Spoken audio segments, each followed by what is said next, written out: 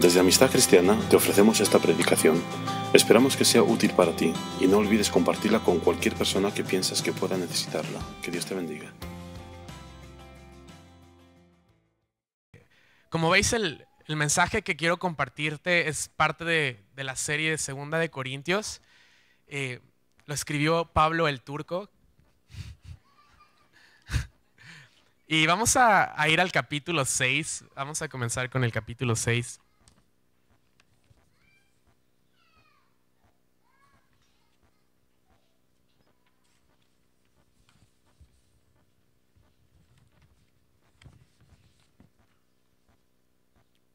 Dice, del 14 al 18, porque la semana pasada vimos del 1 al 14. Entonces vamos al versículo 14 del capítulo 6. Dice, no estéis unidos en yugo desigual con los incrédulos, pues ¿qué asociación tienen la justicia y la iniquidad? ¿O qué comunión la luz con las tinieblas? ¿O qué armonía tiene Cristo con Belial? ¿O qué tiene en común un creyente con un incrédulo? ¿O qué acuerdo tiene el templo de Dios con los ídolos? Porque nosotros somos el templo del Dios vivo. Como Dios dijo, habitaré en ellos y andaré entre ellos y seré su Dios y ellos serán mi pueblo. Por tanto, salid de en medio de ellos y apartaos, dice el Señor, y no toquéis lo inmundo, y yo os recibiré, y yo seré para vosotros Padre, y vosotros seréis para mí hijos e hijas, dice el Señor Todopoderoso. Una de las cosas que me llamaron mucho la atención en Turquía es el llamado a la oración que hacen cada 5 veces al día. Hay mezquitas, casi cada 2 calles hay una mezquita, está lleno de mezquitas por todos lados. Y el ambiente que puedes percibir espiritualmente es un ambiente de mucho temor, de realmente un ambiente espiritual fuerte. Pero cuando yo estaba ahí, yo tenía que recordar que yo soy templo de Dios y que el Espíritu Santo mora en mí y que no porque no haya lugares físicos donde se levante el nombre de Cristo, aunque los hay algunos, el templo que Dios ha elegido para habitar somos nosotros. Y esto era el mensaje principal que Pablo les estaba diciendo a los corintios, es: estás viviendo en Corinto, una ciudad pagana llena de templos donde se están haciendo toda clase de iniquidades, pero vosotros tenéis que recordar quiénes sois y que vosotros sois el templo de Dios. Entonces, lo primero para poder afrontar un lugar espiritualmente tan terrible como era Corinto, como es Madrid o como es realmente muchos lugares en el mundo, tenemos que entender quiénes somos en Cristo y que el Espíritu Santo mora en nosotros. Si tú has decidido arrepentirte de tus pecados y has puesto tu fe en Cristo, Él ha prometido que su Espíritu Santo iba a morar en nosotros. Primera de Corintios dice, 3, 16 al 17, dice, ¿no sabéis que vosotros sois templo de Dios y que el Espíritu de Dios mora en vosotros? Si alguno destruye el templo de Dios, Dios le destruirá a él, porque el templo de Dios, el cual sois vosotros, santo es. Entonces, lo primero que tenemos que entender es que tú ya has sido comprado, tú has sido sacado de un lugar de tinieblas y llevado a un lugar de luz. Cristo pagó la redención de tu vida, porque cuando nosotros habíamos pecado, éramos esclavos de nuestro pecado y no podíamos liberarnos por nosotros mismos, pero Cristo pagó nuestra redención y ahora somos templo de Dios y el Espíritu Santo mora en nosotros. Y Pablo dice que el templo debe ser santo y el templo debe estar con la certeza de que el Espíritu mora en nosotros y por lo tanto tenemos que vivir sabiendo esto. Entonces, les estaba advirtiendo de algunas cosas y el texto que estamos estudiando ahora es un texto de advertencia y de exhortación y les estaba diciendo, no te unas en yugo desigual con los incrédulos. Es una imagen de agricultura que para mí es muy difícil entender porque soy de la Ciudad de México y nunca en mi vida había visto un buey ni una mula hasta yo creo que después de los 20 años. De hecho, yo todavía no sé si lo he visto en directo en mi vida, solo he visto fotos. Pero si has visto como yo fotos, o a lo mejor tú sí que lo has visto en la vida real, lo que es un yugo y para qué sirve, en la agricultura se usa para unir dos animales y que los dos animales vayan tirando juntos del artefacto y aren la tierra. Y de hecho en Deuteronomio, en el capítulo 22, versículo 10, una de las leyes que Dios le había dado a Moisés para el pueblo era que no iban a arar juntos buey y asno, que tenían que diferenciarse hasta en qué tipo de animal iban a usar para la agricultura. O sea, tenían que diferenciarse tanto de que eran el pueblo santo, elegido por Dios, apartado del mundo, que no podían mezclar el asno con un buey. Tanto por las características físicas, porque tenían que ser del mismo tamaño y tener la misma fuerza para que uno no dominara al otro. Aunque lo que realmente hacen en la agricultura es que usan un animal más maduro, que es el que sabe lo que tiene que hacer con otro nuevo para enseñarle, y el maduro va tirando del nuevo. Lo que me llama la atención es que esta misma imagen de yugo la usa Cristo. Y Cristo dice, vosotros tenéis que llevar mi yugo. En otras palabras, tú y yo tenemos que elegir qué yugo llevar. A mí la palabra yugo es muy alejada porque no estoy contextualizado con la agricultura. Por eso he usado el título no firmes con el mundo, porque yo lo entiendo mejor como un contrato. En otras palabras, tú y yo firmamos contratos ya sea con Cristo o ya sea con el mundo. Y Cristo dijo, lleva mi yugo que es fácil y la carga de mi yugo es ligera. Pero el yugo del mundo es todo lo contrario, es pesado y es difícil. No tiene nada que ver con lo que Cristo nos ha llamado a vivir. Y Pablo les estaba diciendo a los corintios, tienes dos contratos delante de ti y tú tienes que elegir cuál vas a firmar. Dice, no firmes un contrato o un acuerdo con el mundo, porque entonces no va a ser equitativo, va a estar en desigualdad. Y empieza a hacer preguntas para decir lo que está explicando. Y dice, ¿qué comunión tiene la luz con las tinieblas? ¿O qué asociación tienen la justicia y la iniquidad? ¿O qué armonía tiene Cristo con Belial? ¿O qué tiene en común un creyente con un incrédulo? En otras palabras, en un contrato hay luz, hay justicia, está Cristo, y es el contrato del creyente. Pero el otro contrato hay iniquidad, o no hay ley, que es otra palabra que usa la Escritura. Hay tinieblas, y Belial realmente es un término que usa Pablo para describir a Satanás, y está Satanás de por medio. Y él nos dice, tienes que tener mucho cuidado en los contratos que firmas con otras personas o en tus relaciones que tienes con otras personas. A veces hemos malinterpretado esta escritura y pensamos como, no debemos tener relación con los no creyentes porque nos van a contaminar y mejor nos metemos en nuestro planeta evangélico y nos olvidamos de todo lo que existe. Y eso es totalmente equivocado, porque de hecho los fariseos se enfadaban de que Cristo comía con los pecadores, iba a casa de los pecadores, pero Cristo nos llamó a ser sal y luz en la tierra. Entonces, ¿yo cómo puedo ser luz en las tinieblas si no voy a las tinieblas? Si me quedo en mi planeta de evangélico donde todos somos luz, pues ahí no hace falta llevar luz, pero sí hace falta llevarla a las tinieblas. Entonces, muchas veces hemos tenido temor, o he conocido a amigos o otros creyentes que tienen temor de relacionarse con gente en su trabajo o gente en su universidad porque tienen miedo de me van a contaminar y viven bajo temor en lugar de recibir el denuedo del Espíritu Santo para ser sal y luz. Entonces, esta escritura no está diciendo no te relaciones con los no creyentes. De hecho, Pablo en 1 Corintios dice, si algún no creyente te invita a comer y quieres ir, ve, solamente no le preguntes qué comida es por si acaso está sacrificada a los ídolos, no sea que por razones de conciencia pues sea pecado para ti o sea un estorbo para él. Entonces no estaba diciendo no te juntes con no creyentes, estaba diciendo ten cuidado con quién vas a firmar contratos. Porque hay relaciones que son más íntimas y donde requiere un compromiso mucho mayor que el simplemente socializar o tener amistades sanas con gente en tu trabajo, gente en tu escuela, gente en tu barrio.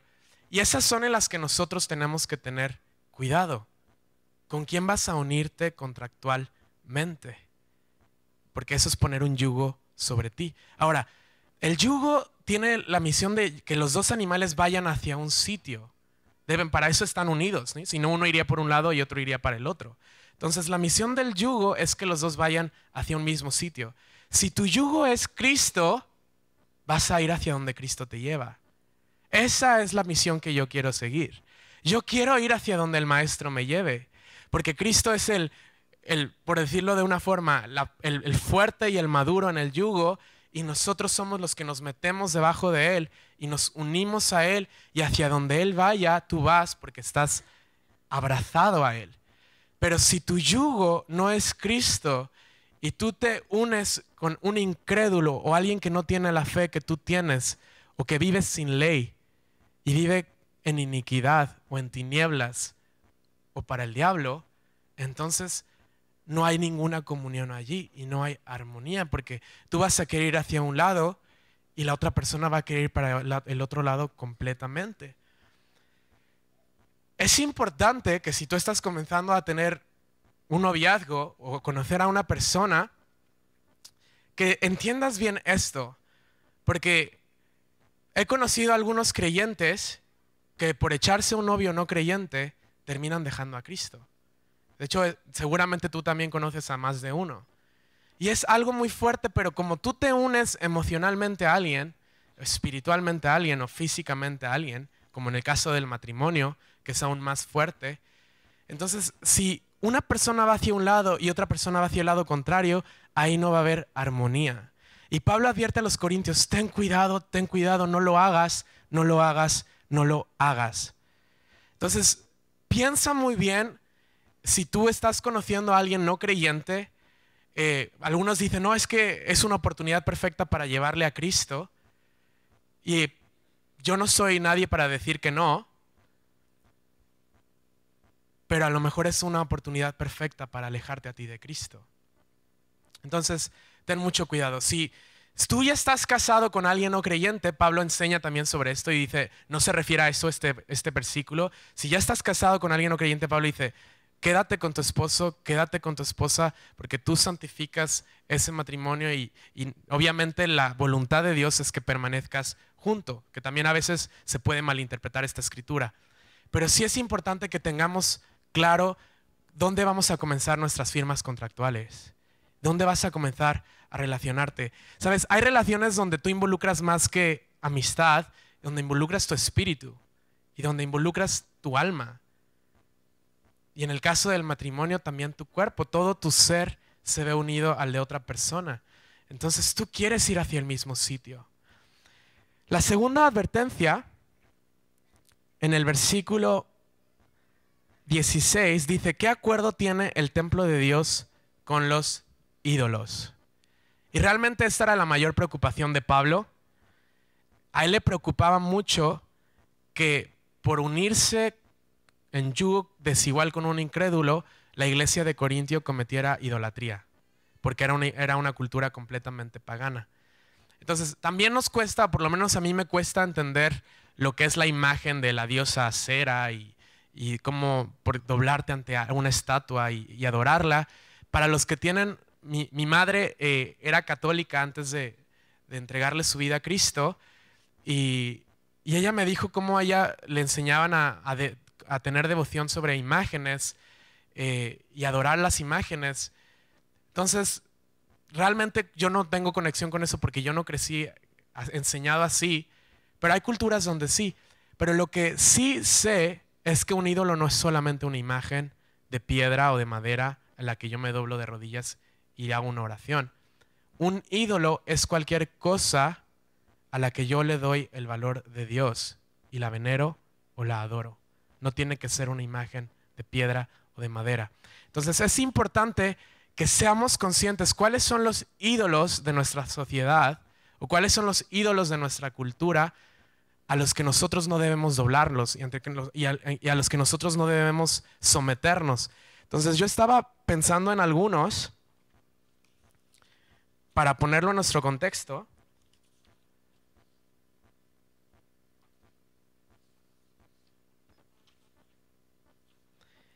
Y yo pensaba que el primer ídolo de nuestras vidas somos nosotros mismos.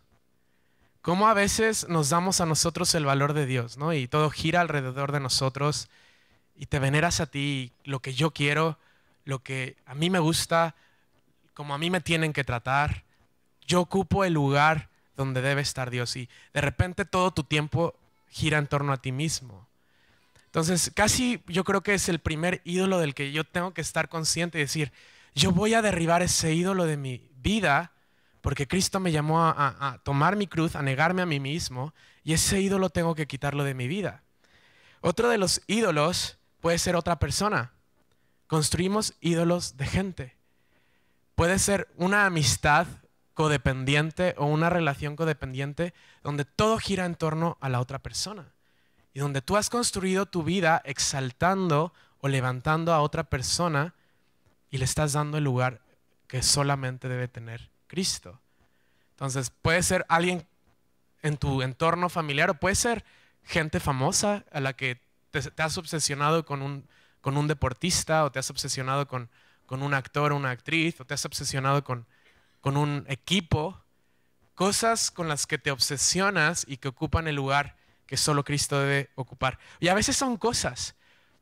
Dios dijo que Jesús nos enseñó que el dinero era uno de esos ídolos, que la gente vivía para exaltar al dinero, para conseguir más dinero. ¿Cómo puedo hacer para tener? Y de repente toda tu vida y todos tus pensamientos empiezan a girar en torno al dinero. El joven rico se acercó a Cristo y le dijo, ¿qué puedo hacer para entrar al cielo? Y Cristo le dijo, obedece los mandamientos. Y él dijo, no, es que eso ya lo hago desde mi juventud.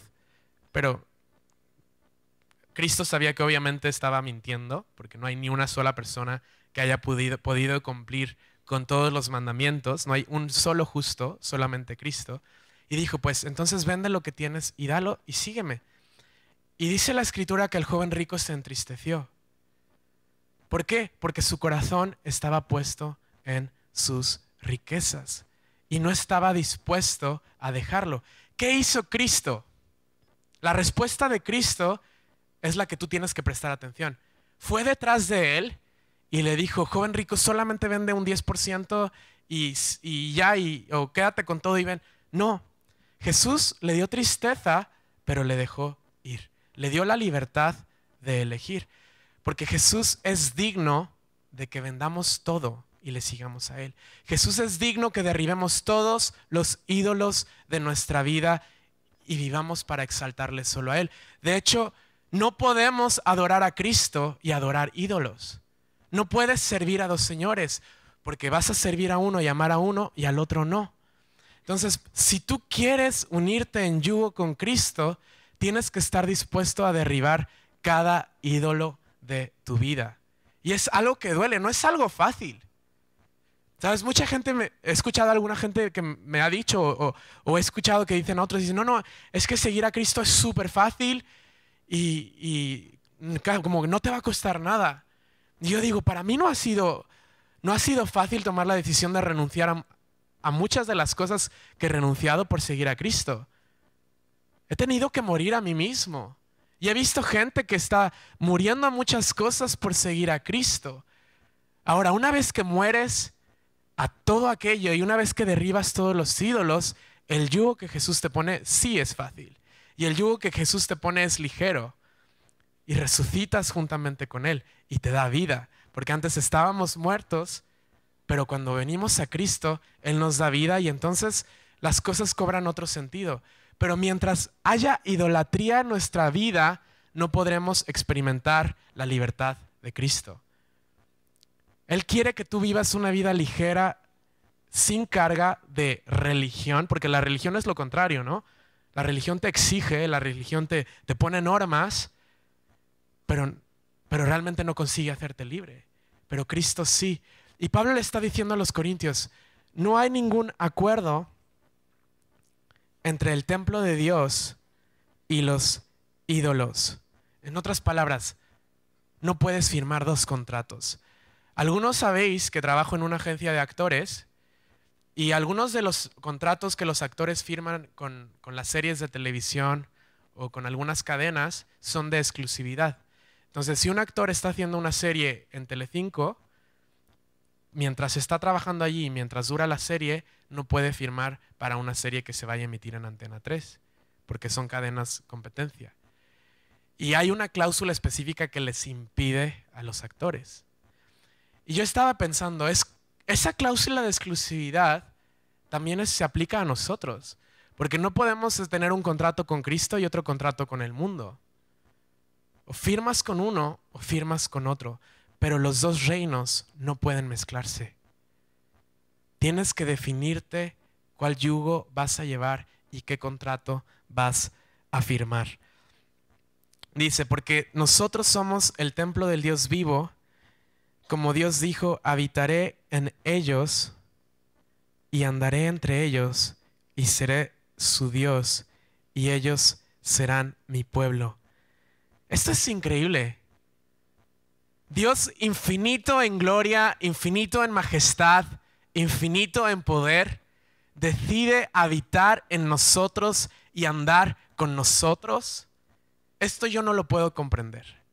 El jueves aquí en Madrid tuve una conversación con un chico que es musulmán, que es de Marruecos, un chaval de 20 años, y estábamos hablando y él me dijo, ¿por qué tengo que pedirle a Cristo que me perdone y no a Dios? Porque él no entendía, él no entendía que Cristo y Dios eran el mismo, ¿no?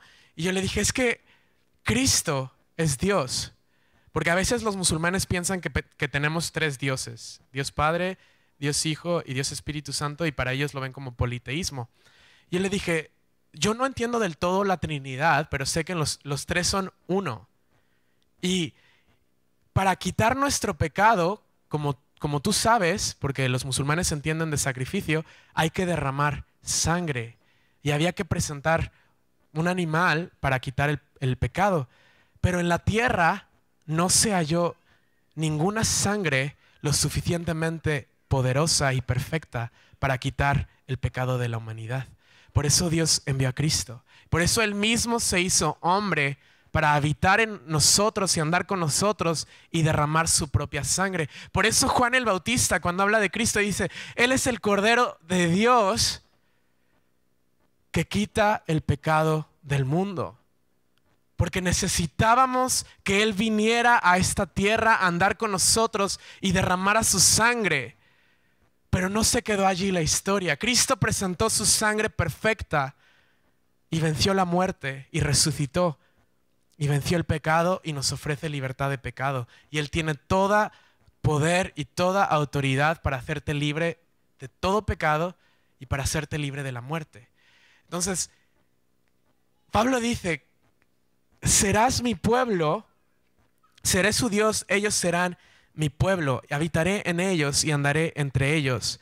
Por tanto, salid de en medio de ellos y apartaos, dice el Señor, y no toquéis lo inmundo, y yo os recibiré, y yo seré para vosotros padre, y vosotros seréis para mí hijos e hijas, dice el Señor Todopoderoso. ¿Nos merecemos ser hijos e hijas del Dios Todopoderoso? Yo sé que yo no. Yo no merezco, yo no he hecho nada para merecerlo. De hecho, si Dios me diera lo que merezco, merecería el castigo en el infierno. Pero Cristo, al venir a la tierra y al morar en nosotros, al derramar su sangre, nos abrió un camino para ser parte de la familia de Dios. Y es el camino que Él te está ofreciendo ahora, es el yugo que Él te está ofreciendo ahora. Y Él te pide, si tú quieres recibir este yugo fácil y ligero, rompe el contrato que has hecho con el yugo desigual.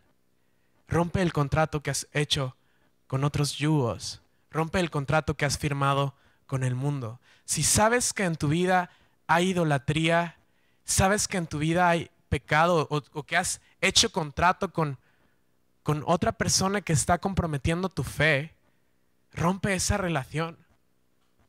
Si hay alguien en tu vida que está comprometiendo tu fidelidad a Cristo, debes de tener mucho cuidado. Y tienes que estar dispuesto a entregar esa situación a Dios y decir, te lo entrego a ti. Te lo entrego a ti y yo solo quiero que tú seas el único yugo de mi vida. Ahora, cuando estaba en Turquía, hablando con este último viaje, vi a un chico, el universitario que conocí en el año 2011, cuando fui con Ramón, volví a verle, porque tenía relación con él por internet y volvimos a verlo. Y Britney y yo quedamos con él y él invitó a una amiga suya que quería conocernos. Y estuvimos hablando de la cruz y le empecé a explicar lo que Cristo había hecho por nosotros. Y él no entendía el concepto de gracia. Y él decía, es que yo merezco el infierno, yo merezco estar alejado de Dios. Y yo le dije, imagínate que, por decirlo, tú me robas mi teléfono ahora mismo, ¿no? Y me lo robas. Y yo te pillo y yo he visto que tú has robado el teléfono y yo en lugar de denunciarte a la policía, vengo y te digo, tú me has robado el teléfono, pues te perdono y no solo te perdono, te doy otro teléfono mucho mejor del que me robaste. O una multa que tienes con la policía y en lugar de decirte tienes que pagar la multa y pasar tiempo en cárcel, te perdonamos la multa y alguien que no había hecho nada la va a pagar por ti.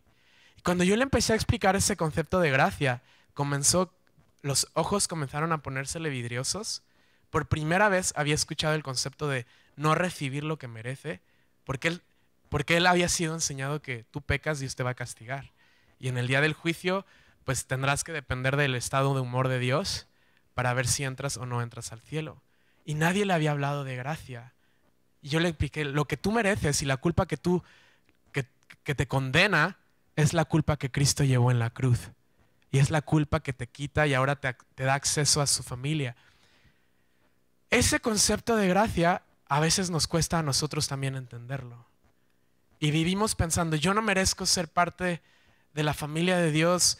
Y vivimos con esa condenación, pero nos está diciendo, si tú estás dispuesto a alejarte del pecado, ya está, Cristo pagó todo por ti. La culpa que tú merecías, Cristo ya la pagó por ti.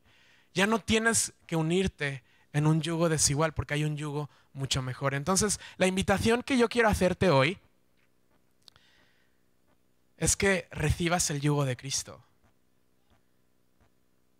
¿Por qué no dices a Cristo, yo renuncio a cualquier contrato que he hecho con cualquier cosa que no eres tú y recibo el contrato que tú me das y lo firmo? El contrato que me da libertad, el contrato que me da vida eterna, el contrato que me da fe, el contrato que me da perdón delante de Dios y justicia delante de Dios y el contrato que me hace hijo e hija delante de Dios. Donde tú puedes acercarte a Dios como tu Padre, donde tú tienes acceso al trono de Dios por su gracia y puedes acceder con confianza, donde ya no tienes que tener temor de hablar con Dios, donde ya no tienes que pensar que tienes que ganarte la relación con Dios, porque Cristo ya la ganó por ti. Por tanto, salid entre esta gente y apartaos de ella, dice el Señor. No toquéis cosa impura y yo os acogeré. Seré padre para vosotros y vosotros seréis mis hijos e hijas. Yo quiero ser hijo de Dios. Yo quiero vivir en la identidad de hijo de Dios. Yo soy templo de Dios y yo sé que el Espíritu Santo mora en mí. Y yo quiero que Cristo derribe todo lo que he levantado que no le está dando honor a Él. Porque levantamos ídolos, ¿sabes? Los primeros 2 mandamientos dicen, no tendrás dioses ajenos delante de mí. Y el segundo dice, no te harás imagen, ni la adorarás, ni te postrarás. Y lo interesante de los ídolos es que los ídolos no aparecen de repente en tu vida. Es como, ay, llevo 5 años en la iglesia y de repente tengo un ídolo. No, los ídolos los haces. El mandamiento dice, no te harás ídolos. Entonces, nosotros los hemos hecho, nosotros los hemos levantado, pero Cristo puede venir a derribarlo como lo hizo en el templo, a limpiar el templo cuando fue y habían corrompido la casa de su padre. Lo mismo Él quiere hacer en nuestra vida, si estamos dispuestos a darle todo el control a Él. es un muy buen momento para decirle a Cristo, yo entrego todo a ti, Jesús. Estoy cansado de haber firmado contratos que me han atado a cosas que no quiero y que me alejan de ti. Jesús, entregamos nuestras relaciones delante de ti, Señor. Señor, oramos que tú limpies tu casa. Señor, santificamos nuestro templo y lo traemos delante de ti. Señor, traemos cada ídolo que hemos levantado y lo derribamos en el altar. Que el único nombre que adoremos sea el nombre de Jesús. Que no haya ningún otro nombre que levantemos en nuestra vida. Que la única agua de la cual bebamos sea de la fuente de vida. No queremos otro agua, Señor. No queremos ir a ninguna otra fuente, Señor. Señor, recibimos tu exhortación y recibimos tu palabra de alejarnos de todo lo que nos compromete a ti, de todo lo que nos aleja de nuestra fidelidad a tu nombre. Jesús, gracias por levantar en Amistad Cristiana un altar de adoración, donde tú eres el único nombre que se levanta. Gracias que tú eres el único capaz de romper todo yugo de esclavitud, que tú eres más que suficiente para perdonar nuestros pecados, Señor.